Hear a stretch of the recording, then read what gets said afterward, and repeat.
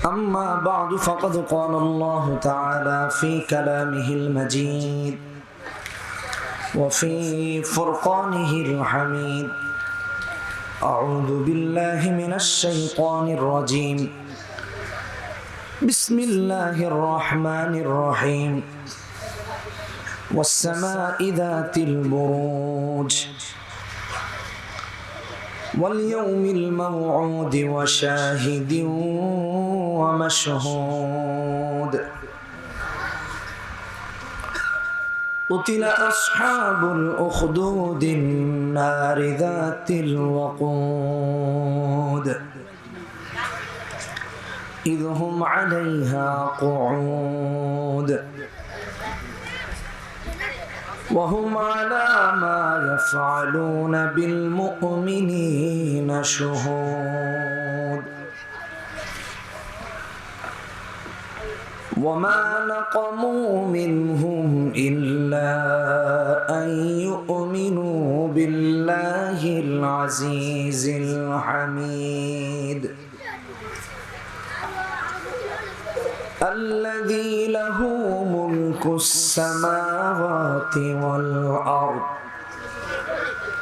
والله على كل شيء شهيد. وقال تعالى في شان حبيبه إن الله وملائكته يصلون على النبي يا أيها الذين آمنوا صلوا عليه وسلموا تسليما. কোরআনুল কারীমের 114টি সূরার মধ্যে একটি সূরার আংশিক তেলাওয়াত করেছি। কোরআনে কারীমে সূরা আছে কতগুলো? 114টা। সবাই বলেন 114টা। 114টা সূরার মধ্যে যে সূরার আংশিক তেলাওয়াত করলাম এটা 85 নাম্বার সূরা। কততম সূরা? কততম? 85 কত হয়? 7 5 একটা কো হ কত? 8 5 85 এক নাম্বার। 2 নাম্বার হলো কোরআনে কারীমে পারা আছে কতগুলো? কতগুলো? 30 পারা। 30 পারার মধ্যে এই সূরাটি 30তম পারায়। কততম পারায়? মনে থাকবে তো? মনে থাকবে তো? কততম পারায়? 30তম পারায়। 3 নাম্বার পরিচয় দিচ্ছে আর কি। কোরআনের সব সূরাগুলো 2 ভাগে বিভক্ত, মাক্কি অথবা মাদানী। এই সূরাটা মাক্কি। কি সূরা? মাক্কি সূরা। 4 নাম্বার পরিচয় হলো এই সূরাতে আয়াত আছে 22টি। বলেন কয়টি? 22টি আয়াত আছে। 5 নাম্বার পরিচয় হলো এই 22টি আয়াতে 109টি শব্দ আছে। কতটি শব্দ আছে? কতটি শব্দ আছে? 109টি। 6 নাম্বার এই 22টি আয়াত আর 109টি শব্দে অক্ষর তথা আলিফ বা তা সা এরকম অক্ষর আছে 438টি। বলেন কয়টি? কয়টি? বলার কোনো উপায় আছে? জীবনের জন্য এই ওয়াজ না বলেন, এজন্য ভালো করে পরিচয় করে দিচ্ছি। 438টি অক্ষর আছে। 7 নাম্বার কোরআনের প্রত্যেকটি সূরার এক বা একাধিক নাম আছে। এই সূরার নাম হলো সূরাতুল বুরুজ। কি নাম বলেন? কি নাম? বুরুজ। মনে থাকবে তো? 8 নাম্বার কোরআনে সূরার নাম উল্লেখ থাকে, আবার অনেক সূরা থাকে না। এই সূরার নামটা এই সূরার প্রথম আয়াতের 3য় শব্দে আছে ওয়াস-সামাই যাতিল বুরুজ। তার মানে সূরার নাম প্রথম আয়াতের 3য় শব্দে আছে। 8টা পরিচয় তুলে ধরেছি সূরাটার, যেন ভুলে না যান। যখন কারো পরিচয় দেয় বলে এরকম লম্বা, এরকম মুটকা, এরকম চিকনা, দেখতে সুন্দর অথবা কালো, দাড়িগুলো লম্বা অথবা আধা কাঁচা আধা পাকা, পরিচয় দেয় না? আমি সূরার পরিচয় আপনাদের কাছে তুলে ধরলাম। এই সূরা কারণ এখন উল্টাপাল্টা কথা এখানে বসে অনেক হয়, কাজের কথা কিছুই হয়। ফলে কি হয়? কোরআনের সাথে তাআল্লুক থাকে না। আজকে যদি এই সূরাটার আলোচনা হয়, যেভাবে পরিচয় তুলে ধরলাম, ইমাম সাহেব যদি সালাতে এই সূরাটা পড়েন মাসনুন কিরাতের মধ্যে মাগরিবে বা ইশায়, তাহলে পেছনে মুক্তাদি করবে, আরে এটা তো ওই সূরা আমরা রাফিকুল মুনিশের ওয়াজ করছি, মনে হয়ে যায়। নামাজে একাগ্রতা বাড়বে, অর্থ বুঝে আসবে, খুশু বাড়বে। এই জন্য এই সূরার তাফসীর আর মাহফিল ও তাফসীরুল কোরআন মাহফিল।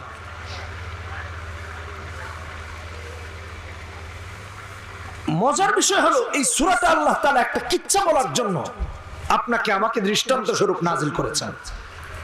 আজকে ওয়াজ হবে কিচ্ছা। বলেন কিসের? বলেন কিসের?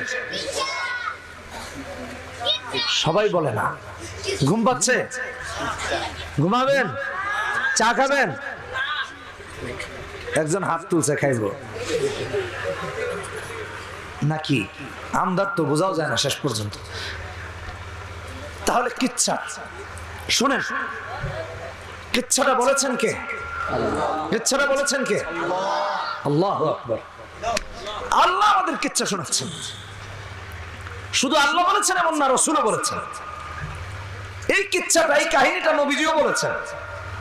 আল্লাহ এবং তার রাসূল এই কিচ্ছাটা বলেছেন, নবীজি হাদিসে বলেছেন, আল্লাহ কোরআনে বলেছেন। এত গুরুত্বপূর্ণ কিচ্ছা। কিচ্ছাটাকে আল্লাহ তার বান্দাদেরকে বোঝানোর জন্য, বিশ্বাস করানোর জন্য আবার কিচ্ছা বলার আগে কসম করেছেন 4টা জিনিসের। 3 আয়াতে 4 বার কসম করেছেন। আচ্ছা বলেন তো, কসম করি কেন? কথা বলে না। বক্তব্যটা সত্য এটা বোঝানোর জন্য। কসম করি কার? আল্লাহ। দুটো বিষয়। এক বিষয় হলো কসম করি নিজের বক্তব্যটাকে শ্রোতার কাছে বিশ্বাসযোগ্য করে তোলার জন্য অথবা গুরুত্বপূর্ণ বোঝানোর জন্য। আর আরেকটা হলো কসম করি কার? আল্লাহ। কিন্তু আল্লাহ সুবহানাহু ওয়া তাআলা কসম তো করেছেন বান্দাদেরকে বোঝানোর জন্য, কিন্তু কসম করেন নাই আল্লাহর, কসম করেছেন তার সৃষ্টির, কসম করেছেন তার মাখলুকাতের। উল্টা। এটা আল্লাহর জন্য প্রযোজ্য, মাখলুকাতের জন্য না, আপনার আমার জন্য না। এখন প্রশ্ন হলো, আল্লাহ তার মাখলুকাতের কসম কেন করেছেন? মাখলুকাতের কসম এজন্য করেছেন, এমন এমন জিনিস, এমন এমন মাখলুকের কসম করেছেন যেগুলো নিয়ে যদি উম্মত, যেগুলো নিয়ে আল্লাহর বান্দারা, আল্লাহর গোলামেরা, ওলামায়ে কেরামগণ, বিশেষজ্ঞগণ, বিজ্ঞানীগণ কিয়ামত পর্যন্ত চিন্তা করে এর বিশালতা খুঁজে পাবে। আল্লাহ তাআলা এই জন্য কসম করেছেন। সারা পৃথিবীর সব বিজ্ঞানী আল্লাহ যে বিষয়গুলো, যে জিনিসগুলোর কসম করেছেন, এগুলো নিয়ে গবেষণা করলে তার মৃত্যু হবে, পরবর্তী জেনারেশন, এর পরের জেনারেশন সব মরে কিয়ামত হবে, কিন্তু আল্লাহর এই সৃষ্টির গভীরতা, বিশালতা খুঁজে পাওয়া সম্ভব হবে না। এজন্য মুফাসসিরিনে কেরামগণ বলেন, আল্লাহর কসম করা জিনিসগুলোর কসম আল্লাহ এই জন্য করেছেন যেন আল্লাহর সৃষ্টি থেকে নাস্তিকরা, মুরতাদরা আল্লাহ রাব্বুল আলামিনের পরিচয় খুঁজে পেয়ে যায়। তাহলে আর কেউ নাস্তিক থাকবে না, মুরতাদ থাকবে না। সুবহানাল্লাহি ওয়া বিহামদিহি। কেন এই সূরা তেলাওয়াত করব বা আলোচনা করছি? সময় বেশি ভালো না। যেদিকে যাই, কিছুদিন আগে ভোলায় গেলাম, শুনলাম মাহফিল করতে দিবে না, কারা কারা যেন বলছে ইনি অনেক কড়া কথাবার্তা বলে, আসতে দেওয়া যাবে না। আমি নাকি কড়া কথাবার্তা বলি? এটা কোনো কথা হলো? আচ্ছা যাই হোক, মেনে নিলাম। তো বায়ান করলাম। বায়ান করার পর ওই ছেলেগুলো এসে ক্ষমা চেয়ে গেল, চোখে পানি টলমল করছে, তাদেরকে মিসগাইড করা হচ্ছে। আরেক মাহফিলে গেলাম, একই অবস্থা। এক ছেলে এসে জড়িয়ে ধরে কাঁদছে যে হুজুর আমি কি করবো এখন? ওলামায়ে কেরাম এক কথা বলেন আর আলেমের দুশমনরা আরেক কথা বলে, করব কি? সারা দেশে আজকে এক আওয়াজ, ওলামায়ে কেরাম হকের আওয়াজ দিচ্ছেন আর বাতিলরা জাহালাত আর গুমরাহির আওয়াজ দিচ্ছে। আলেমদের আওয়াজের কাছে ওই সমস্ত আওয়াজ ত্বরান্বিত করে যাবে ইনশাআল্লাহ। বাতিলরা ঠাঁই পাবে না দেশে। কিন্তু উম্মত কি করবে তার দিক নির্দেশনা এই সূরাতে আছে। আল্লাহ তাআলা সেই দিক নির্দেশনা দেওয়ার জন্য এই সূরার কথা উল্লেখ করেছেন, এই সূরাতে এই ঘটনা উল্লেখ করেছেন। ঘটনাটি জালেম আর মাজলুমের, অত্যাচারকারীর আর অত্যাচারিত ব্যক্তিদের আল্লাহ তাআলা ঘটনা শোনাচ্ছেন। ঘটনা শোনানোর আগে আল্লাহ কসম করলেন, ওয়াস-সামা'i যাতিল বুরুজ আযাতিন নুজুম, তারকা খচিত আকাশের কসম করেছেন। আচ্ছা বলেন তো, আকাশে তারা থাকে না থাকে না? আমাদের জনাব আনিস আনসারী সাহেবের একটা সঙ্গীত আছে, আমার ছোটবেলার অনেক প্রিয়, তারা ভরা রাতে জ্যোৎস্নার আলোতে, শুনেছেন না? খুব সুন্দর। হ্যাঁ, তব নামে গান, খুব সুন্দর। আল্লাহ তাআলা কোরআনে বলছেন, ইন্না যায়্যানা আস-সামা'আদ দুনিয়া বিজিনাতিল কাওয়াকিব, সূরা সাফফাত 6 নম্বর আয়াত। আল্লাহ আকাশকে তারা দিয়ে সাজিয়েছেন, চাঁদ দিয়ে সাজিয়েছেন, সূর্য দিয়ে সাজিয়েছেন। সুবহানাল্লাহি ওয়া বিহামদিহি। আল্লাহ আরো বলেছেন সূরা মুলক 5-6 নম্বর আয়াত, ওয়ালাকাদ যায়্যানা আস-সামা'আদ দুনিয়া বিমাসাবিহ ওয়া জাআলনাহা রুজুমান লিশ-শায়াতিন ওয়া আ'তাদনা লাহুম আযাবাস সাঈর। খেয়াল করে বুঝুন, আল্লাহ কেন আকাশের কসম করেছেন? আল্লাহ কেন তারকা খচিত আকাশের কসম করলেন? আল্লাহ কেন আকাশের কসম করলেন? ওয়াস-সামা'i যাতিল বুরুজ, ওয়াস-সামা'i যাতিল বুরুজ আযাতিন নুজুম, আযাতিন নুজুম। আল্লাহ তাআলা তো আকাশের কসম, এই তারকা খচিত আকাশের কসম এজন্য করেছেন। আজকে নাস্তিকরা আল্লাহ মানে না, মুরতাদরা আল্লাহ মানে না, বেঈমানরা আল্লাহ মানে না, কিন্তু আল্লাহ তাআলা কিয়ামত পর্যন্ত কোরআনে কারীমের মধ্যে চ্যালেঞ্জ ছুড়ে দিয়েছেন। কোরআনে হাকিম করে দেখেন, সূরা মুলক 3 নম্বর আয়াত, 4 নম্বর আয়াত, 5 নম্বর আয়াত, আল্লাযী খালাকা সাবআ সামাওয়াতিন তিবাকা, সাবআ সামাওয়াতিন তিবাকা, মা তারা ফি খালকির রহমান মিন তাফাউত, মা তারা ফি খালকির রহমান মিন তাফাউত, ফারজি'ল বাসারা هل ترى من فطور ثم ارجع البصر كرتين ينقلب إليك البصر خاسئا وهو حسير। আল্লাহ তাআলা চ্যালেঞ্জ করেছেন, কিয়ামত পর্যন্ত চ্যালেঞ্জ করেছেন। এই চ্যালেঞ্জ 5 বছরের নয়, এই চ্যালেঞ্জ 10 বছরের নয়, এই চ্যালেঞ্জ ক্ষমতার 3 টার্ম আর 4 টার্মের নয়, এই চ্যালেঞ্জ 100 বছরের নয়, এই চ্যালেঞ্জ আজকের আর কালকের নয়, 1450 বছর আগে আল্লাহ চ্যালেঞ্জ করেছেন। কোরআনে কারীমে উল্লেখ করে দিয়েছেন, কোরআন 1450 বছর আগে নাযিল করেছেন। ইলা ইয়াউমিল কিয়ামত থাকবে। আমিও চ্যালেঞ্জ করে যাচ্ছি, আজকের এই শুধু ময়মনসিংহবাসীর কাছে না, মাইকের আওয়াজ যারা শুনছে, যারা শুনবে, রেকর্ডিং এর পরে যারা শুনবে, আল্লাহর কসম খুঁজে দেখেন, আকাশের মালিক আল্লাহ, জমিনের মালিক আল্লাহ, তারকারাজিগুলোর মালিক আল্লাহ, সূর্যের মালিক আল্লাহ, চাঁদের মালিক আল্লাহ। পৃথিবীতে এমন কোন নাস্তিক না এসেছে না আসবে যে দাবি করবে তারকা সে বানিয়েছে, সে চাঁদ বানিয়েছে, সে সূর্য বানিয়েছে, সে আকাশ বানিয়েছে। আল্লাহর কসম, ফেরাউন দাবি করে নাই, নমরুদ দাবি করে নাই, সাদ্দাত করে নাই, আবু জাহেল করে নাই, আবু লাহাব করে নাই, উতবা করে নাই, সাইবা করে নাই। বর্তমান পৃথিবীর সবচেয়ে এলোমেলো প্রেসিডেন্ট ডোনাল্ড ট্রাম্পও বলে নাই আমেরিকার আকাশ সে বানিয়েছে, আমেরিকার তারেগুলো তাদের বানানো, ওয়াশিংটনের বানানো, হোয়াইট হাউসের বানানো। জাপান দাবি করে নাই ওদের তারকাগুলো তারা বানিয়েছে, চায়না দাবি করে নাই তারা বানিয়েছে, রাশিয়া দাবি করে নাই তারা বানিয়েছে। আল্লাহ রাব্বুল আলামিন তারকা খচিত আকাশের কসম করে বলেছেন, এই আকাশকে আমি তারা দিয়ে সাজিয়েছি, এই তারা আমার সৃষ্ট, আকাশ আমার সৃষ্ট।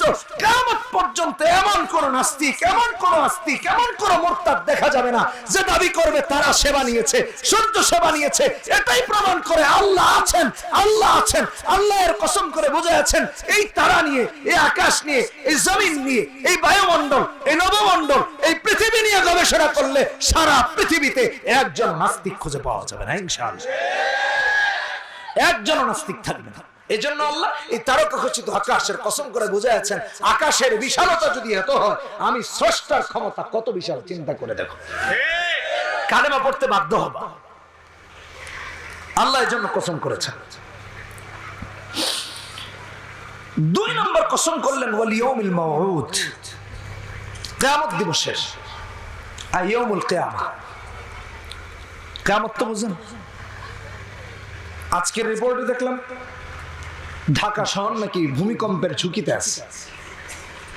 গত 2 বছর আগে দেখলাম ভূমিকম্প হচ্ছে, সব দৌড়ায় আর দৌড়ায়, রাস্তায় চাকা ব্রাস্ট হইলে লুঙ্গি থাক আর না থাক শুধু দৌড়ায়। বাস্তব কথা বলছি, ওই চাকা ব্রাস্টের আওয়াজে কিন্তু তার ক্ষতি হতো না, কিন্তু দৌড় এমন ভাবে দিয়েছে উষ্টা খেয়ে নাক মুখ শেষ। কিয়ামত। আল্লাহ সুবহানাহু ওয়া তাআলা কোরআনে হাকিমে কিয়ামত কসম কেন করলেন? কিয়ামত দিবসের কসম কেন করলেন? যদিও মুফাসসিরিনে কেরামগণ কিয়ামতের 3টা মুহূর্তের কসমের কথা বলেছেন, বিশেষ বিশেষ, কারণ কিয়ামত তো একটা বিশাল কর্মযজ্ঞের নাম, লং টাইম। যদিও আকাশ বাতাস সব ধুলার সাথে উড়ে যাবে মুহূর্তের মধ্যে, কিন্তু এর সময়সীমা তো বিশাল, ফাইনাল স্টেপ পর্যন্ত আল্লাহ কসম করেছেন কিয়ামতের। কোরআনে হাকিম খুলে দেখুন, আল্লাহ রাব্বুল আলামিন সূরা হজ 17 নম্বর পারা, হিফজুল কোরআন 10 নম্বর পৃষ্ঠার শেষ আয়াত, সূরার প্রথম আয়াত, ইন্না জালজালাতাস সাআতি শাইউন আযীম, ইন্না জালজালাতাস সাআতি শাইউন আযীম, ইন্না জালজালাতাস সাআতি শাইউন আযীম। কিয়ামতের ভয়াবহতা খুবই মারাত্মক, খুবই মারাত্মক। আজকে দেখতে পাই দুনিয়ার ক্ষমতা ধরেরা চেয়ারের বড়াই দেখায়, দুনিয়ার ক্ষমতা ধরেরা নিজের পেশি শক্তির বড়াই দেখায়, দুনিয়ার ক্ষমতা ধরেরা নিজের টাকা পয়সার ক্ষমতা দেখায়, আলেমদের উপর উল্টাপাল্টা কথা বলে, সাধারণ মুসলমানদের উপর জুলুম করে, আবার মুমিনদেরকে, সরলমনা মুমিনদেরকে গরিব বলে উপহাস করে। আল্লাহর কসম, আরে কিয়ামতের কসম তো আল্লাহর জন্য করেছেন। আল্লাহকে ভয় করো, কোরআনকে ভয় করো, দ্বীনকে ভয় করো, রাসূলের বিধানকে ভয় করো, রাসূলের বিধানকে অ্যাভয়েড করো না, সেটাকে অতিক্রম করো না। তিলকা হুদুদুল্লাহ, আল্লাহর যে সীমারেখা সেটাকে অতিক্রম করো না, জাহান্নাম ছাড়া কোনো উপায় থাকবে না। আল্লাহ রাব্বুল আলামিন কিয়ামতের কসম করেছেন, আকাশ বাতাস ধুলোর মতো উঠতে থাকবে। ইদা শামসু কুবিরাত ওয়া ইদা নুজুমু কাদারাত ওয়া ইদা জিবালু সুইরাত ওয়া ইদা ইশারু উক্তিরাত ওয়া ইদা উহুশু হুশিরাত ওয়া ইদা বিহারু সুজিরাত ওয়া ইদা নুফুসু যুওয়াজাত ওয়া ইদা মাউউদাতু সুইলাত ওয়া ইদা মাউউদাতু সুইলাত বিআইয়ি যামবিন কুতিলাত। একটু চিন্তা করে দেখেন, ইদা সামাউ ফাতারাত ওয়া ইদাল কাওয়াকিবু ইনতাসারাত। আমি এজন্য এই কথাটা বলছি, আজকে আমাদের মধ্যে না আছে মৃত্যুর ভয়, না আছে কিয়ামতের ভয়, না আছে জবাবদিহিতার ভয়। আল্লাহকে ভয় করি না, আলেমদের গালি দে, মুসলমানদের গালি দে, আলেমদের নাকি ঘাড় মটকায় ফেলবে, আলেমদেরকে নাকি মারবে। আরে একটু চিন্তা করে দেখো, কিয়ামতকে ভয় করো, যে কিয়ামতের কসম আল্লাহ করেছেন। কিয়ামতকে কেন ভয় করতে হবে? কিয়ামতকে কেন ভয় করতে হবে? আজকে কোর্ট কাচারিতে দাঁড়িয়ে যদি উকিল না থাকে, পেরেশান হয়ে যায়, চাই সে বাদী হোক, চাই সে বিবাদী হোক, চাই সে অন্য কেউ বাদী বিবাদের ভূমিকায় অবতীর্ণ হোক, এমন ভয় অবস্থা, এমন ভীত সন্ত্রস্ত হয়ে যায়। আর হাসরের মাঠের 3টি অবস্থার কথা আল্লাহ কসম করে বলেছেন ওয়াল ইয়াউমিল মাউউদ দিয়ে। মুফাসসিরিনে কেরামগণ বলেন, এক নাম্বার না আকাশ কেউ ছুঁইতে পেরেছে, না কেউ পারবে। পৃথিবীর এমন কোন ক্ষমতা বা ক্ষমতা ধরে নাই যে আকাশ ছুঁইতে পারবে। আল্লাহ রাব্বুল আলামিন কোরআনে হাকিমে সূরা আম্বিয়া 43 নম্বর আয়াতে বলেছেন, ইয়াউমা নাতবিস সামাআ কাতাইয়িস সিজিল লিল কুতুব, ইয়াউমা নাতবিস সামাআ কাতাইয়িস সিজিল লিল কুতুব। একটা কাগজকে যেভাবে হাতের মুঠোয় নেওয়া যায়, পুরো পৃথিবী, আকাশ আর জমিনটাকে আল্লাহ মুহূর্তে তার কুদরতি হাতে নিয়ে নেবেন। আর ওই আল্লাহকে ভয় পাও, যে আল্লাহর এত ক্ষমতা। শুধু ক্ষমতা এখানেই শেষ নয়, আল্লাহকে ভয় এই জন্য করতে হবে। কিয়ামতের এই মুহূর্তের কসম আল্লাহ করেছেন, মানুষগুলো কবর থেকে বের হবে, ডানে তাকানোর সুযোগ নাই, বামে তাকানোর সুযোগ নাই, সামনে তাকানোর সুযোগ নাই, পেছনে তাকানোর সুযোগ নাই। কি ভয়াবহ অবস্থা হবে, কি ভয়াবহ অবস্থা হবে।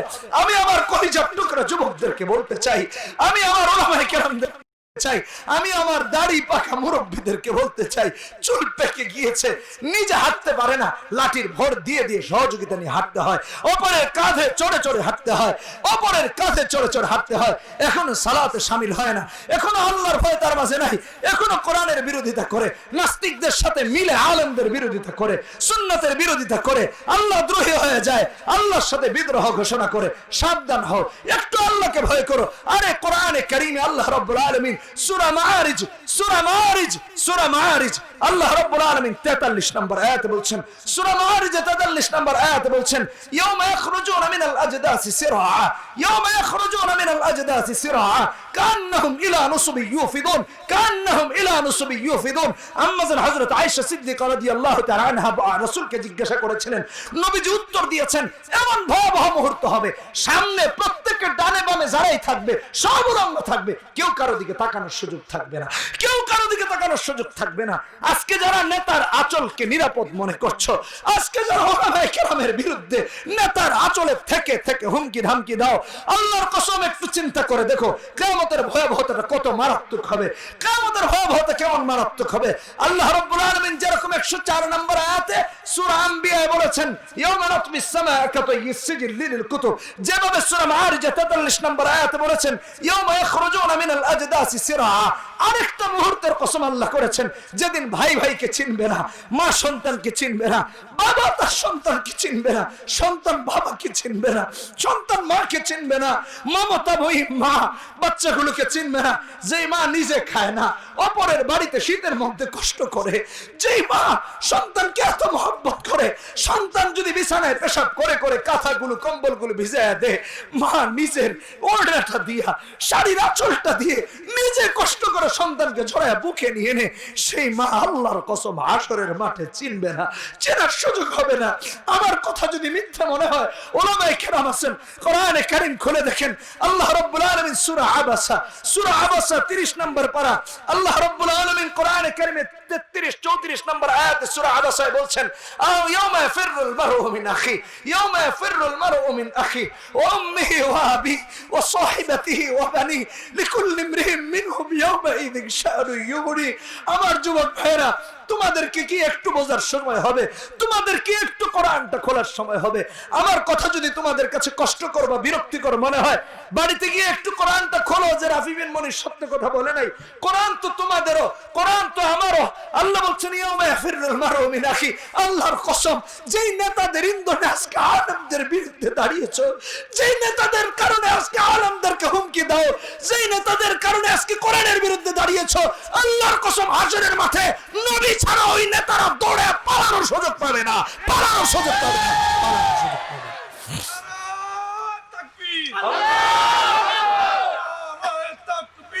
আল্লাহু আকবার, জিন্দাবাদ জিন্দাবাদ,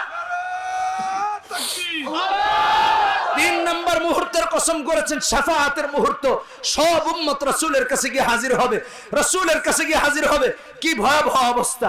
কারো মুক্তির কোনো উপায় নেই, একমাত্র রাসূলের শাফাআত, একমাত্র রাসূলের সুপারিশ।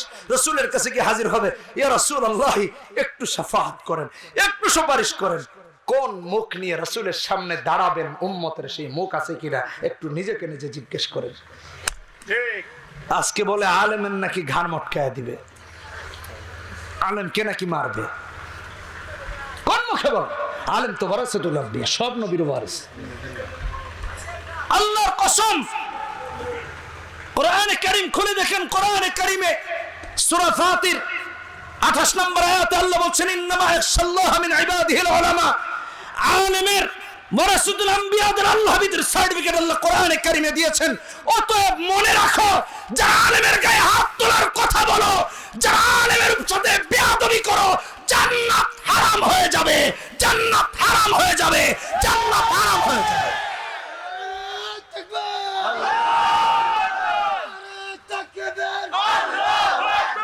ইসলামের শত্রুরা হুঁশিয়ার, হুঁশিয়ার সাবধান, ইসলামের শত্রুরা হাবিবুন সাহেবের আগমন, শুভেচ্ছায় স্বাগতম। জান্নাত হারাম হয়ে যাবে। 3 নম্বর কসম করেছেন ওয়া শাহিদি ওয়া মাশহুদের। শাহিদ মানে বুঝেন? সাক্ষীদাতা, সাক্ষীদাতার কসম করেছেন। আচ্ছা বলেন তো, দুনিয়ার কোন বিচার আদালতে সাক্ষী ছাড়া হয়? কি নিজাম আল্লাহ! আল্লাহু আকবার। হাসরেও আল্লাহ সাক্ষী হাজির করবেন, আল্লাহ নিজেও সাক্ষী হবেন, অপরাধীকেও সাক্ষী বানাবেন। চিন্তার বিষয়। শাহেদের কসম করেছেন, মাশহুদের কসম করেছেন। তিরমিজির হাদিস 3661 নম্বর হাদিসে আসছে শাহেদ ইয়াউমুল জুমআ, মাশহুদ ইয়াউমে আরাফা। এই শাহেদ কিন্তু এই রিজেন্ট হসপিটালের মালিক শাহেদ না, যেটা বাটপার সরকার ধরেছে ওইটা না, অর্থ এটা। কিন্তু আল্লাহ সাক্ষীদাতার কসম করেছেন। অবস্থা খুব ভয়াবহ, অবস্থা খুবই ভয়াবহ। হাসরের মাঠে আল্লাহ নিজে সাক্ষী হবেন। ইমাম কুরতুবী আলাইহির রাহমাহ শাহেদের ব্যাখ্যা করতে গিয়ে বলেছেন, প্রতিটা রাত সাক্ষী হবে, প্রতিটা দিন সাক্ষী হবে, প্রতিটা মুহূর্ত সাক্ষী দিবে। রাত বলবে আল্লাহ আমার অন্ধকারে এই অপরাধ করেছিল, ধরো জাহান্নামে ঢুকাও। দিন বলবে আল্লাহ আমার আলোতে শুকরিয়া আদায় না করে অপরাধ করেছিল, জাহান্নামে ঢুকাও। মুহূর্তগুলো আল্লাহর কাছে সাক্ষী হবে, সময় সাক্ষী হবে, জমিন সাক্ষী হবে, সবকিছু পক্ষের বা বিপক্ষের সাক্ষী হবে। শুধু সাক্ষী এমন হবে এমন না, আল্লাহ নিজে সাক্ষী হবেন। কোরআনে কারীমে সূরা তাওবা, কোরআনে কারীমে সূরা ফাতহা, কোরআনে কারীমে সূরা সাফে আল্লাহ তাআলা সূরা ফাতহা 28 নম্বর আয়াতে বলেন ওয়া কাফা বিল্লাহি শাহীদা, আই কাফা আল্লাহু শাহীদা ওয়া কাফা বিল্লাহি শাহীদা। আল্লাহ সাক্ষীদাতা হিসেবে যথেষ্ট হয়ে যাবেন, আল্লাহ নিজে সাক্ষী হবেন, আল্লাহ নিজে সাক্ষী হবেন। কার কি আমল আছে নিজেকে নিজে জিজ্ঞেস করেন। আল্লাহ সাক্ষী হলে পার পাবেন তো, একটু নিজেকে নিজে সাক্ষী হবেন, একটু চিন্তা করে দেখেন, একটু সাবধান হন, নবীজি নিজে সাক্ষী হবেন। কোরআনে কারীম খুলে দেখেন, আল্লাহ রাব্বুল আলামিন সূরা আহজাব 45 নম্বর আয়াতে বলেন ইয়া আইয়ুহান নাবিয়্যু ইন্না আরসালনাকা শাহিদান ওয়া মুবাশশিরান ওয়া নাযীরা, ইয়া আইয়ুহান নাবিয়্যু ইন্না আরসালনাকা শাহিদান ওয়া মুবাশশিরান ওয়া নাযীরা। আজকে নবীর বিরুদ্ধে ওরা দাঁড়ায়। বিজয়ের মাসে দেখলাম রাজাকার সাজিয়েছে দাড়ি দিয়ে, রাজাকার সাজিয়েছে টুপি দিয়ে। আরে মুক্তিযোদ্ধা আর রাজাকারদের অনেক ছবি আছে, ওখানে দেখেন মুক্তিযোদ্ধাদের হত্যা করতেছে, ওদের মাথায় টুপি নাই। পাকিস্তানি বাহিনীদের মাথায় টুপি ছিল না, রাজাকারদের মাথায় টুপি ছিল না। পাকিস্তানের যারা জুলুম করেছিল, নির্যাতন করেছিল, তাদের মাথায় টুপি ছিল না, তাদের চেহারায় দাড়ি ছিল না। আল্লাহর কসম যারা এদেরকে প্রশ্রয় দিচ্ছ, আশ্রয় দিচ্ছ, একটু শুনে রাখো, হাসরের মাঠে নবী তোমাদের বিরুদ্ধে সাক্ষী হবেন। ইয়া আইয়ুহান নাবিয়্যু সূরা আহজাব 45 নম্বর আয়াত, ইয়া আইয়ুহান নাবিয়্যু ইন্না আরসালনাকা শাহিদান ওয়া মুবাশশিরান ওয়া নাযীরা। সূরা নিসা আবারও এসেছে 41 নম্বর আয়াত, আল্লাহ বলছেন ফাকাইফা ইযা জিনা মিন কুল্লি উম্মাতিন বিশাহীদিন ওয়া জিনা বিকা আলা হাউলাই শাহীদা ওয়া জিনা বিকা আলা হাউলাই শাহীদা। নবী সাক্ষী হবেন, নবীর হক্কানি উম্মতেরা সাক্ষী হবে, ওয়া রাসূলুল আম্বিয়াগণ সাক্ষী হবেন। মুক্তি পাওয়ার উপায় থাকবে না। দুনিয়ায় আলেমদেরকে ব্যঙ্গ করো, দুনিয়ায় সুন্নাতকে ব্যঙ্গ করো, সাবধান হও। শুধু এটা না, কোন হাত উঁচে আলেমদেরকে সাবধান করো, কোন হাত উঁচে আলেমদেরকে থ্রেট করো, কোন জবান ব্যবহার করে আলেমদেরকে থ্রেট করো। আরে বুকার দলেরা, আলেমরা তো কোরআনের কথা বলেন, আলেমরা তো তোমাদের প্রতি খুব ভালোবাসার দৃষ্টি দেন, খুব রহমতের দৃষ্টি দেন, দয়ার নজর দেন, অন্য কিছু না। কোরআনে কারীম খুলে দেখো, আল্লাহ রাব্বুল আলামিন কোরআনে কারীমে সূরা বনী ইসরাঈলের 14 নম্বর আয়াতে বলছেন ইকরা কিতাবাক কাফা বিনাফসিকা আল-ইয়াওমা আলাইকা হাসিবা। হাসরের মাঠে আল্লাহ আমলনামা হাতে দিয়ে দিবেন। আমলনামা যার যার হাতে পড়বেন, কোথায় জনগণের গম চুরি করেছেন, কোথায় জনগণের পুল ব্রিজ টাকা রাস্তার মাইরা খেয়েছিলেন, কোথায় জনগণের সাথে কি হয়েছিল, কোথায় চুরি করেছেন, ধর্ষণ করেছেন, ওজনে কম দিয়েছেন, 2 নম্বরই করেছেন, ভেজাল যুক্ত মাল বিক্রয় করেছেন, ক্রেতাদের ঠকিয়েছেন অথবা বিক্রেতাদের ঠকিয়েছেন, কোথায় কি হয়েছে, সব আমলনামা হাতে দিয়ে দিবেন আল্লাহ তাআলা। কোন জায়গায় বসে বসে আলেমের ঘাড় মটকানোর কথা বলেছিলেন, সেটাও আমলনামায় লেখা থাকবে।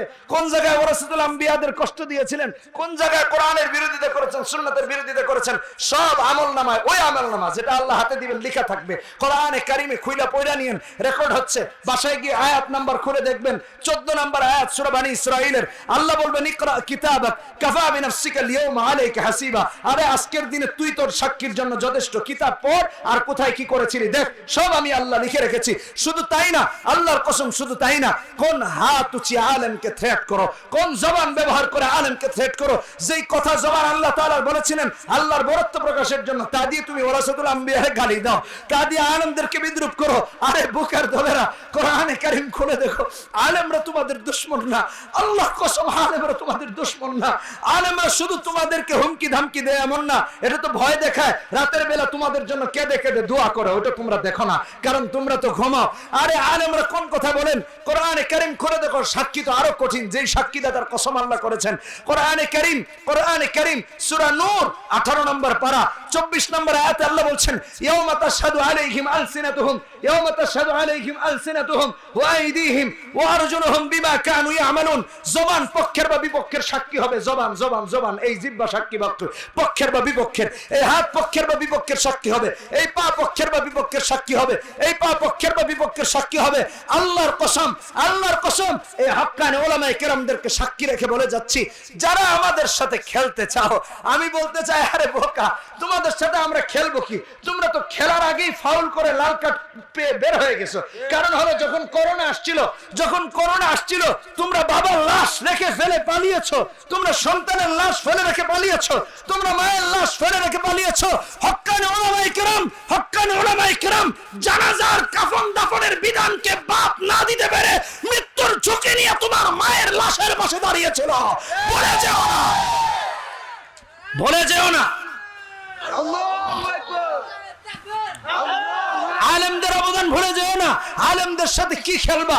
খেলার তো তোমাদের আগেই লাল কার্ড পেয়ে মাঠ থেকে আউট হয়ে গেছো, তোমরা কি খেলবা? তবে এই কথা মনে রাখো, এই কথা মনে রাখো, আমি বলছি আমরা তোমাদের সাথে খেলবো না। এরকম আলতু ফালতু প্লেয়ারদের সাথে খেললে পাউসটা খেয়ে আরো মরার সম্ভাবনা আছে। কথা বলেন ঠিক কিনা? আমরা খেলবো না, তবে খেলা দেখবো। খেলবো না, তবে খেলা দেখবো। কোন খেলা দেখবো? যেদিন তুমি তোমার বিরুদ্ধে সাক্ষী হবা, যেদিন তোমার অঙ্গ প্রত্যঙ্গ তোমার বিরুদ্ধে সাক্ষী হবে, যেদিন হক্কানি উলামায়ে কেরাম তোমার বিরুদ্ধে সাক্ষী হবেন, যেদিন নবী তোমাদের বিরুদ্ধে সাক্ষী হবেন, যেদিন আল্লাহ তোমাদের বিরুদ্ধে সাক্ষী হবেন, খেলা নয়, সেদিন দেখা হবে, দেখা হবে, দেখা হবে يوم يخرجون من الأجداث السراع يوم تشهد عليهم ألسنتهم وأيديهم وأرجلهم بما كانوا يعملون। আল্লাহ এতগুলো জিনিসের কসম করে তারপর কথা বলতেছেন। ঘটনাটা শুনবেন না? ঘটনাটা খুব গুরুত্বপূর্ণ। পূর্বের জামানায় এক বাদশা ছিল। এই হাদিসটা, এটা আবার মুসলিম শরীফের হাদিস, ৭৭০৩ নম্বর হাদিস। এক বাদশা ছিল, বাদশার এক জাদুঘর ছিল। আগের যুগে রাজা বাদশারা জাদুঘর পালতো নিজের ক্ষমতাকে ঠিকঠাক রাখার জন্য, আর এই জামানায় নেতারা গুন্ডা পান্ডা পালে ব্যাকআপ দেওয়ার জন্য। সিস্টেম চেঞ্জ হয় নাই, ব্যক্তি চেঞ্জ হয়েছে আর কি। তো জাদুঘর এসে বাচ্চা আবার নিজেকে রব দাবি করেছে। আগের জামানায় যারা বাচ্চা হতো, এটা তো ১৪৫০ বছর আগে রাসূল বলে গিয়েছেন হাদিসে, আর আল্লাহ তাআলা কোরআনে বলেছেন। বাচ্চারা আবার নিজেকে রব দাবি করতো। তো এক বাচ্চা নিজেকে রব দাবি করেছে, তার জাদুঘর আছে। জাদুঘর একদিন এসে বলছে, বাচ্চা মহোদয়, আমি তো যে কোনো সময় মরে যেতে পারি, তা আপনার রাজ্য কে দেখে শুনে রাখবে? আল্লাহ এই কিচ্ছা আপনাকে আমাকে শোনাচ্ছেন।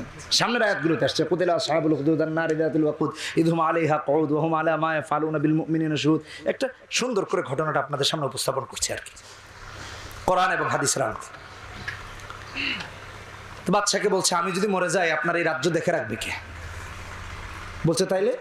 বাচ্চা বলছে আর কি, বলছে এক কাজ করেন, সারা দেশ থেকে বাছাই করে একটা বুদ্ধিমান ছেলে এনে দেন, তারে আমি জাদু শিখাই, আমি মরে গেলেও যেন আপনার রাজ্যের ক্ষয়ক্ষতি না হয়। চিন্তা করে দেখেন কেমন গাজাখুর মন্ত্রী আর জাদুঘর আর বাচ্চা। যেই বাচ্চা নিজেকে রব দাবি করেছে, নাউজুবিল্লাহ, তার রাজ্যত্ব নাকি টিকে জাদুঘরের উপর। এটা কেমন রব? ফেরাউন তো কিন্তু দাবি করেছিল, সূরা নাজিয়াতে আসছে না ২৪ নম্বর আয়াতে, ফাকালা আনা রাব্বুকুমুল আলা ফাআখাযাহু আল্লাহু নাকালাল আখিরাতি ওয়াল উলা ইন্না ফি যালিকা লাইবরাতান লিমান ইয়াখশা। আচ্ছা, ওদিকে যাচ্ছে না। তো বাদশা বলল, বুদ্ধি তো খারাপ দাও নাই, খুব সুন্দর বুদ্ধি। সারা দেশ থেকে চুজ করে নির্বাচন করে এক ছেলেকে বাছাই করেছে, যুবক, জাদু শিখতে পাঠিয়েছে। এই বাচ্চার আদেশ, তুমি জাদু শিখবা জাদুঘরের বাড়িতে। ছেলেটা প্রতিদিন জাদু শিখতে জাদুঘরের বাড়ি যায়, আবার ফিরে আসে। রাস্তার পাশে এক আলেমের বাড়ি, রাহেবের বাড়ি। উনি ঈসা আলাইহিস সালামের অনুসারী, লা ইলাহা ইল্লাল্লাহ ঈসা রূহুল্লাহ। ঈসা আলাইহিস সালামের অনুসারী আলেম ছিলেন। তো আলেমের বাড়িতে মাঝে মাঝে যেত। আলেম জিজ্ঞেস করলেন, এই তুমি এদিকে প্রতিদিন কোথায় যাও? তো বলছে, আমাদের রব, নাউজুবিল্লাহ, মানে বাচ্চাকে তো রব মানে, রব আমাকে বলেছেন জাদু শিখতে, তাই জাদু শিখি। তা আলেম দাওয়াত দিলেন, আরে বাচ্চা আবার রব হয় কিভাবে? রব তো আল্লাহ, আল্লাহ ছাড়া কেউ রব নাই, বাচ্চাকে রব বলা যাবে না। বলছে তাহলে রবকে? আলেম বললেন আল্লাহ।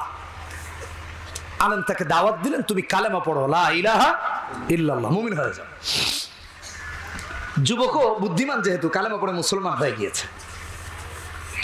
ইমানের পরে সব থেকে গুরুত্বপূর্ণ দায়িত্ব হলো দিন শিখা, এলেম শেখা।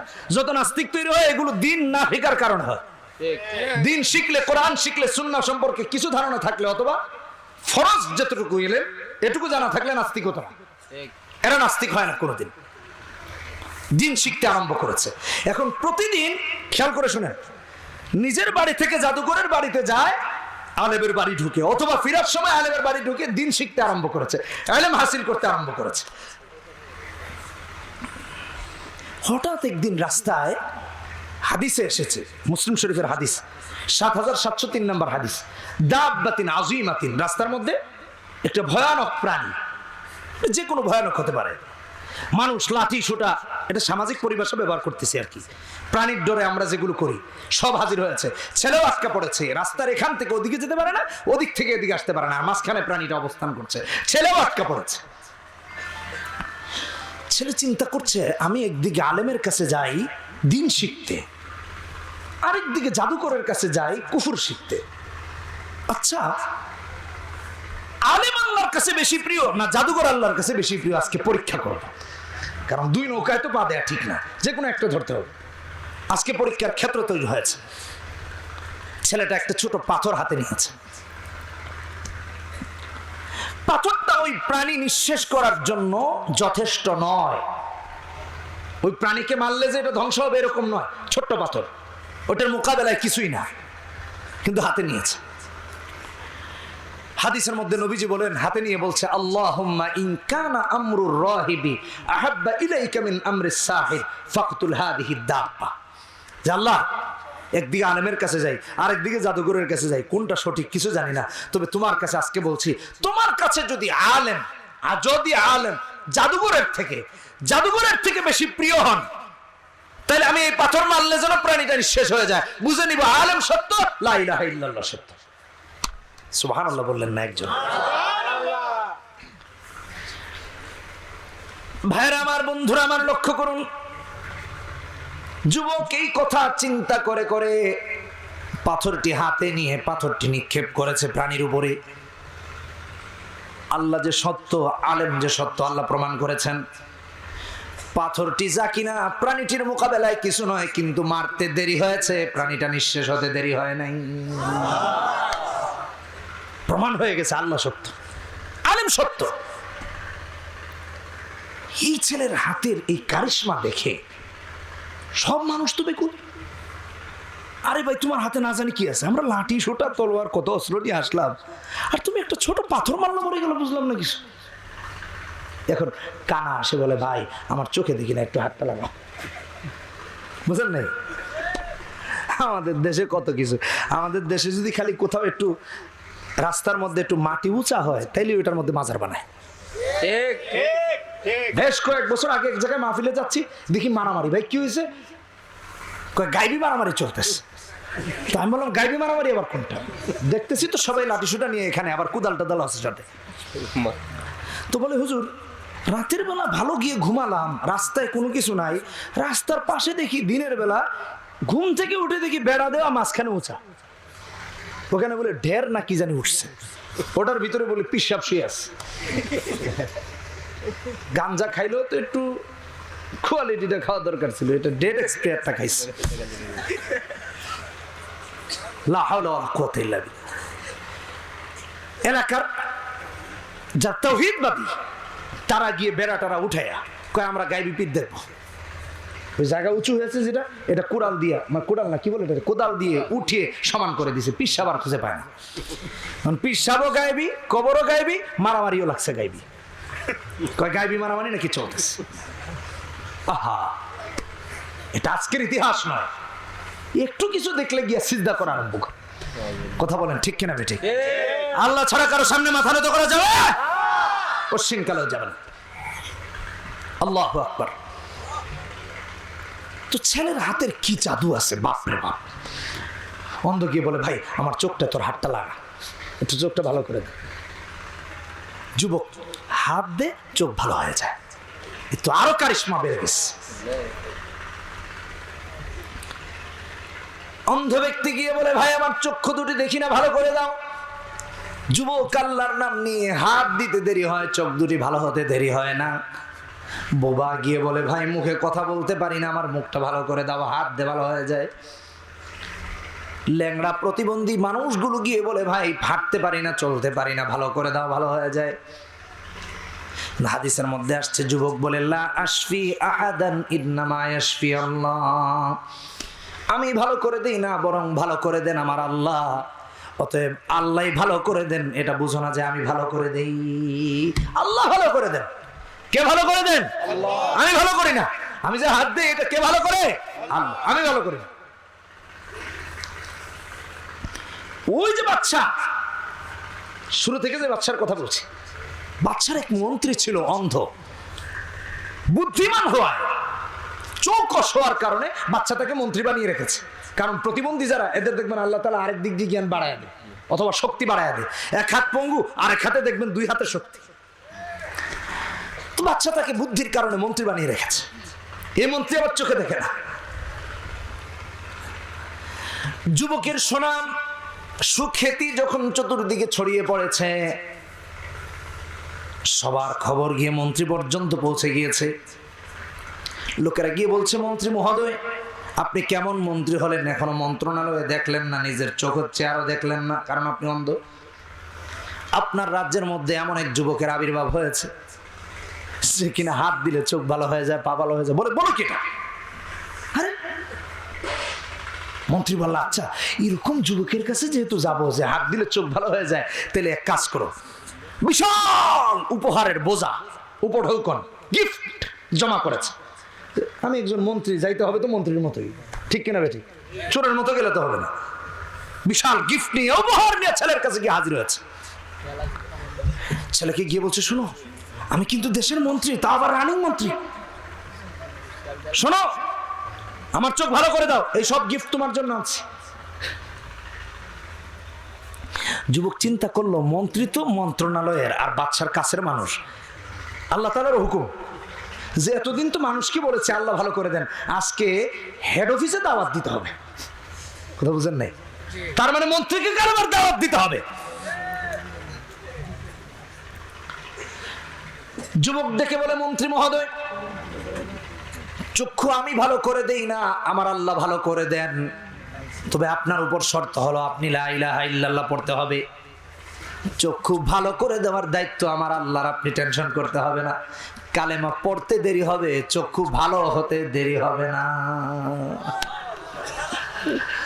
মন্ত্রী চিন্তা করলো, জীবনে একটা রিস্ক তো নেওয়াই যায়, কারণ এমনিতে তো রব হলো বাচ্চা, নাউজুবিল্লাহ, শিরক।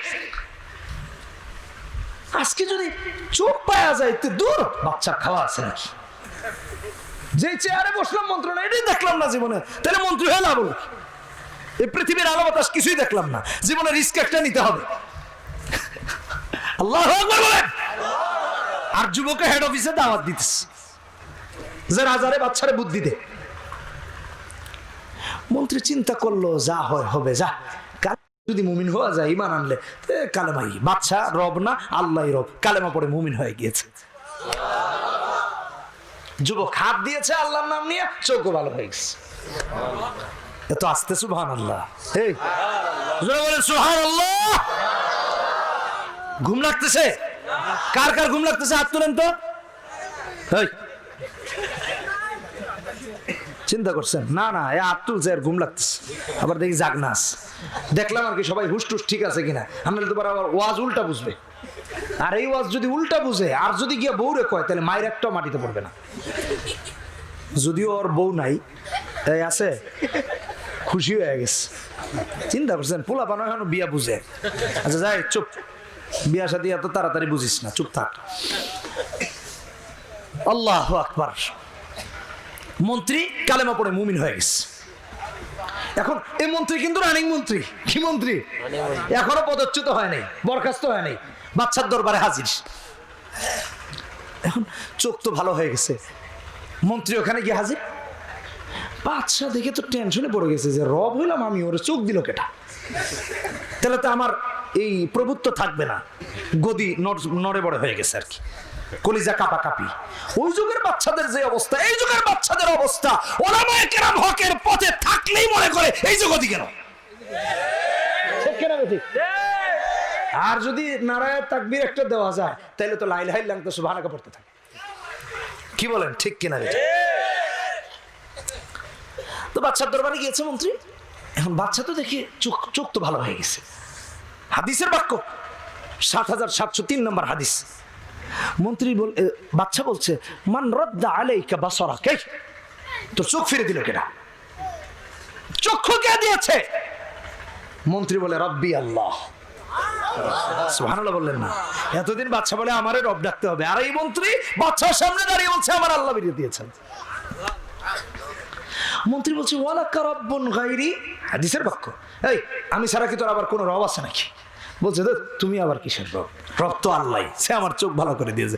বাচ্চা তো ঘুম হারাম যে আমি খাওয়াই, আমার মন্ত্রী, আমার রানিং মন্ত্রী বলে কি এটা? হে আল্লাহ কোথায় পেয়েছিস বল? মন্ত্রী বলল বাচ্চা ওই যে ছেলে যারে তুমি জাদু শিখতে পাঠিয়েছিলে তার কাছে পেয়েছি। রিমান্ড হয়েছে আর কি, মারধরের পর।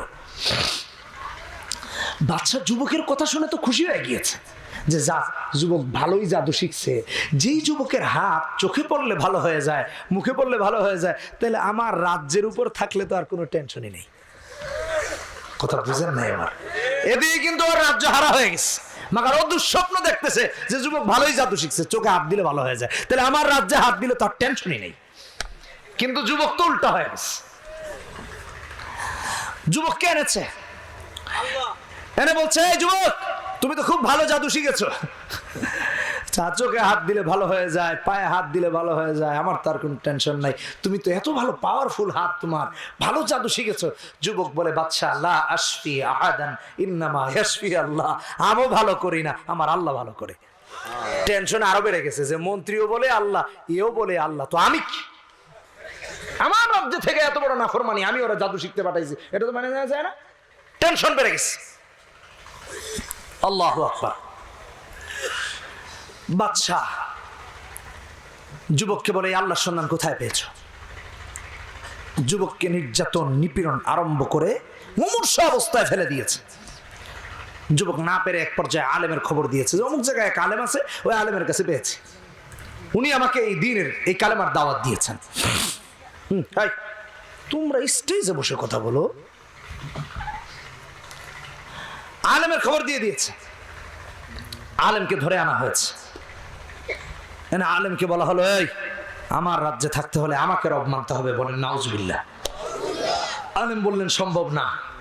রবকে বলেন কে? আল্লাহ। আলেমকে হাত পা বেঁধে কোনোভাবে যখন বেঈমান বানাতে পারে নাই, করাতে নে মাথা থেকে চিরে চিরে চিরে চিরে পুরো দেহটা দ্বিখণ্ডিত করে দিয়ে শহীদ করে দিয়েছে। আলেম বাতিলের কাছে মাথা নত করেন নাই, আলেম বাতিলের কাছে মাথা নত করেন নাই। মন্ত্রীকে ডেকেছে, মন্ত্রীকে ডেকে বলছে এই মন্ত্রী, এই আলেমকে যেভাবে মেরেছি তোরে এভাবে মারবো, এই কালেমা ছাড়, এ আল্লাহ ছাড়, আমাকে আল্লাহ মানতে হবে। মুসলিম মন্ত্রী বললেন আলেমের মতো আমিও শহীদ হতে চাই, বাতিলের কাছে মাথা নত করতে চাই না। আল্লাহর কসম হক্কানি উলামায়ে কেরাম আর উলামায়ে কেরামের সাথী সঙ্গে হক্কানি মুমিনেরা তো বাতিলের কাছে মাথা নত করেন না, জীবন দেন, জেল জুলুম সহ্য করেন, কাফেরের কাছে মাথা নত করেন না। এটাই হলো হক্কানি আলেমদের শান, এরাই হক্কানি আলেম। আল্লাহু আকবার।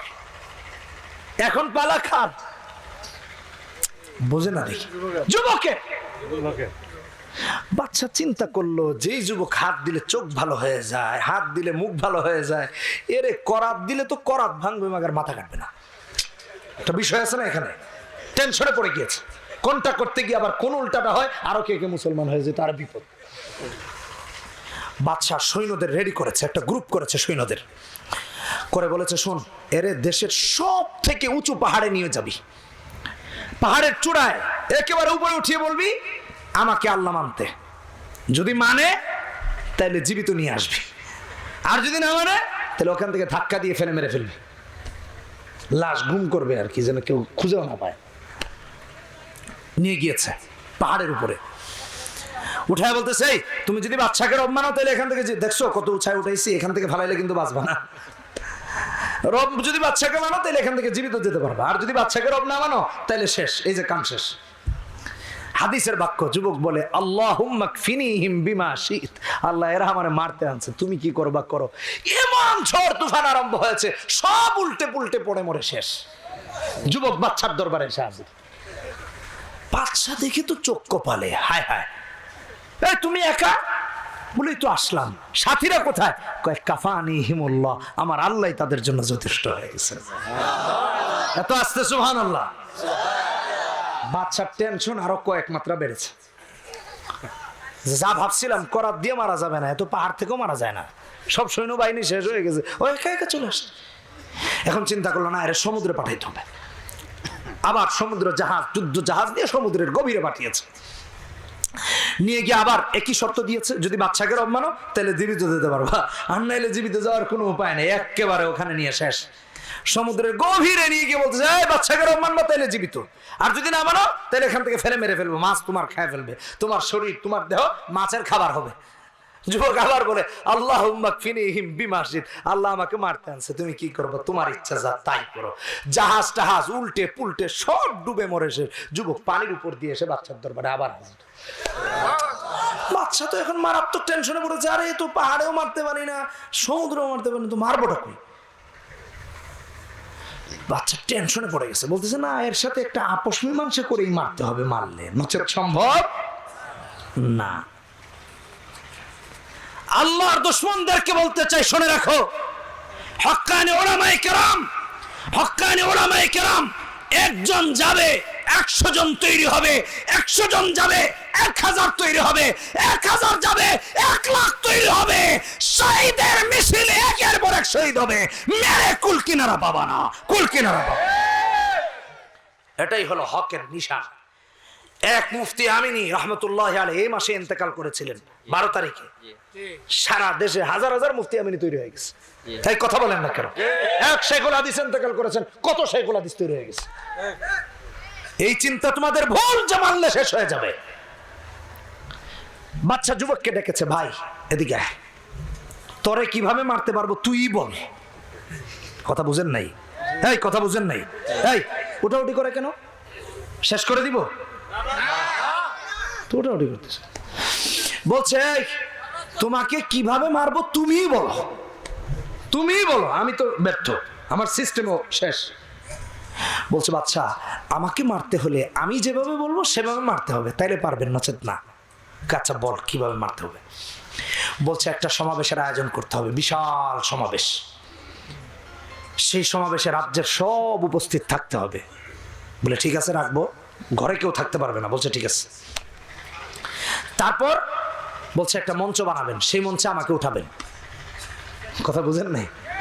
তারপর আমার তীর আমার ধনুক দিয়ে আমারে মারতে হবে। তো আচ্ছা শুনেন, মারার আগে তীরটা যখন ছুড়বেন আমার দিকে, তখন আমার আল্লাহর নামে মারতে হবে, অন্য নামে মারলে আমি মরবো না। কথা বুঝেন নাই? কথা বুঝেন নাই? কার নামে মারতে হবে? বাচ্চা কত বড় গাধা, তাও তোর আল্লাহর নামেও মারবো, অসুবিধা নাই, কারণ তুই তোরে মারতে হবে। বলছে কিভাবে মারবো? বলছে আমার আল্লাহর নামে। কিভাবে? বিইসমে রব্বিল গোলাম, মানে তীরটা যখন মারবেন তখন চিৎকার দিয়ে বলবেন বিইসমে রব্বিল গোলাম, মানে যুবকের রবের নামে, মানে আল্লাহর নামে তীর নিক্ষেপ করলাম। বলছে তাও করবো, সবাইকে শোনায় বলতে হবে, শর্ত। বলছে তাও করবো। সমাবেশের আয়োজন করা হয়েছে, যুবককে মঞ্চে উঠানো হয়েছে, তারপর তীর তার দিকে তাক করে নিক্ষেপ করা হয়েছে। বিইসমে রব্বিল গোলাম, মানে যুবকের রবের নামে তীর মারলাম, এই কথা বলে বাচ্চা যখন সমস্ত জনগণকে এই কথা শুনিয়ে তীর মেরেছে যে বিইসমে রব্বিল গোলাম, যুবকের রবের নামে তীর মারলাম, সমস্ত জনগণ এই আওয়াজ শুনে বলল আমান্না বিরব্বিল গোলাম লা ইলাহা ইল্লাল্লাহ, আমরা যুবকের রবের উপর ঈমান এনে পড়ে নিলাম লা ইলাহা ইল্লাল্লাহ। এই জোরে আল্লাহু আকবার। সব মুসলমান হয়ে গেছে। কিছু চামচা থাকে না, এই কথা বলে না, এখন আমাদের দেশে নাই আর কি, অন্যান্য দেশে আছে, শুধু আছে সারা পৃথিবীর সবচেয়ে বেশি চামচা আমাদের দেশে। চামচা আর চামচের মধ্যে কিছু বুঝেন পার্থক্য? চামচ চাটে মানুষ জিহ্বা দিয়া, আর চামচারা যার চামচামি করে তার পা চাটে জিহ্বা দিয়া। এটা হলো চামচা আর চামচের আকার আর আকার ছাড়াটার পার্থক্য, অভাব নাই। তো ওরা বলছে বাচ্চা এ তো কি করলেন, তো মার্ডার হয়ে গেছে, 3 জন খতম করতে গিয়ে পুরো দেশের মানুষ মুসলমান হয়ে গেছে, এটা কেমন কথা? বলছে আচ্ছা এখন কি করতে হবে বল। বাচ্চা থ্রেট করলো, তোমরা যদি কালেমা না ছাড়ো, আমাকে যদি রব না মানো, বাচ্চাকে এই মন্ত্রীকে যেভাবে মেরেছি, আলেমকে যেভাবে মেরেছি, যুবককে যেভাবে মেরেছি, তোমাদেরকেও মেরে ফেলা হবে, তোমাদেরকে হত্যা করা হবে। সব জনগণ বলল, আমরাও আলেমের মতো, আমরাও যুবকের মতো, আমরাও মন্ত্রীর মতো শহীদ হতে চাই, কিন্তু তোমাকে রব মানতে রাজি নেই। আল্লাহু আকবার। কোরআনে কারীম ৮ নম্বর আয়াতে সূরা এই কথাই আল্লাহ বলেছেন, وَمَا نَقَمُوا مِنْهُمْ إِلَّا أَن يُؤْمِنُوا بِاللَّهِ الْعَزِيزِ الْحَمِيدِ। ঈমান আনা এদের অপরাধ, আর কিছু না। চামচারা বুদ্ধি দিল, দেখেন না আজকে আলেমরা দাঁড়াইলে খালি মারে, গুলি মারে, এই চামচাগুলো অর্ডার দেয়। কথা বলে না কেন? চামচাদের মিল আছে যে বোঝাচ্ছি। বাচ্চার চামচারা বললো, বাচ্চা এক কাজ করেন, সব খতম করে ফেলেন, আমরাই দেশে থাকবো, আর কেউ সব টিরা জায়গা। আরে কোন দিক থেকে কোন দিকে চলে যায়, সরি, আমরাই থাকবো আর সব বাদ। বলে কিভাবে কি বলছে, বিশাল করে গর্ত খুঁড়েন, বিশাল করে, এরপরে আগুন জ্বালান, এখানে এই যতটি ঈমান আনছে সবটিরে সে আগুনে জ্বালিয়ে জ্বালিয়ে মারেন। মারা স্টার্ট হলো, আগুনে পুড়িয়ে পুড়িয়ে এক একজন মুমিনদেরকে মারছে। কিভাবে মারছে? মঞ্চ সাজিয়েছে কিভাবে দেখেন। ইযহুম আলাইহা কুউদু ওয়া হুম আলা মা ইয়াফআলুনা বিল মুমিনিনা শুহুদ। এই গর্তের পাশে আবার সব বসেছে, ওরা বসেছে, মুমিনদেরকে মারে আর ওরা উল্লাস করে, এটা দেখে এনজয় করে। আহা, আজকে সারা পৃথিবীর অবস্থা তো সেম। বার্মায় মুসলমানদেরকে পোড়াচ্ছে আর তারা উল্লাস করতেছে। ভারতে মুসলমানদেরকে গরুর গোশত রাখার অপরাধে মারছে আর তারা উল্লাস করতেছে। এরা গরু ছাগলে পরিণত হয়েছে, এরা মানুষ নয়। কিসের মানবতা আছে এদের কাছে? হিসাব মিলান, কাফের কুফফারদের চরিত্র সেম, 1450 বছর আগের চরিত্র আর 1450 বছর পরের চরিত্র সেম। ইতিহাস থেকে শিক্ষা নেন। আল্লাহ এই ঘটনা বলার জন্য এতবার কসম করেছেন। বন্ধুরা আমার লক্ষ্য করুন, এক এক করে এক একজন মুমিনকে যখন এনে এনে আগুনে পুড়িয়ে পুড়িয়ে শহীদ করা হচ্ছে, একজন মাকে আনা হলো। হাত্তা জাআত ইমরাআতুন, নবীজি বলেন হাত্তা জাআত ইমরাআতুন ওয়া মাআহা সাবিয়্যুন। একজন মাকে আনা হলো, মায়ের কোলে আবার দুধের বাচ্চা, ছোট বাচ্চা, কোলের শিশু। মা কোলের শিশুটাকে নিয়ে কাঁদতেছে যে আল্লাহ, আমি আগুনে ঝাঁপ দিতে পারি, কিন্তু এই কলিজার টুকরাটাকে নিয়ে আগুনে কিভাবে ঝাঁপ দিই? সন্তানটাকে আমি খুব ভালোবাসি, আমি শহীদ হবো, কিন্তু আমার এই সোনাটাকে নিয়ে কিভাবে লাভ দিই?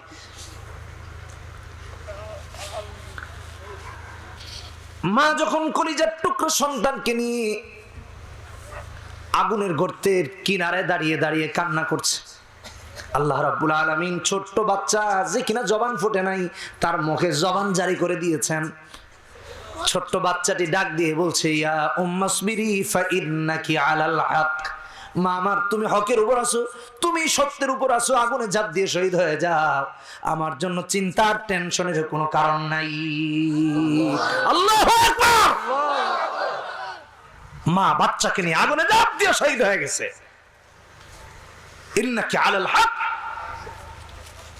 যারা সত্যের উপর আছে, যারা কোরআনের উপর আছে, যারা দ্বীনের উপর আছে, যারা ইসলামের উপর আছে, আল্লাহর কসম, আল্লাহর কসম, হক্কানি উলামায়ে কেরাম তো বুলেট ভয় পায় না, কামান ভয় পায় না, ফাঁসির মঞ্চ আর জাল জুলুম ভয় পায় না, শাহাদাতের মৃত্যু চায়। কে কে চায় হাত তুলে তুলে আল্লাহকে দেখায় দেয়।